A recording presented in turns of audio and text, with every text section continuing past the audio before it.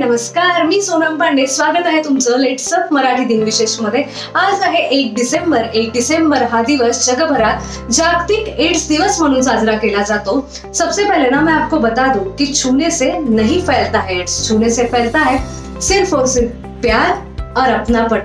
मग एड्स होण्याची कोणती अशी प्रमुख कारणे आहेत? तुम्ही असुरक्षित शारीरिक संबंध कोणत्या व्यक्तीसोबत ठेवत असाल तर तुम्हाला एड्स होतो. त्यानंतर एड्स झालेल्या व्यक्तीचं रक्त जर तुम्हाला देण्यात आलं तर तुम्हाला एड्स होऊ शकतो. एड्स बाधित व्यक्तीला जे इंजेक्शन दिलं जातं ते इंजेक्शन, ती सेम सुई जर तुमच्यासाठी वापरण्यात आली तर तुम्हाला एड्स होऊ शकतो.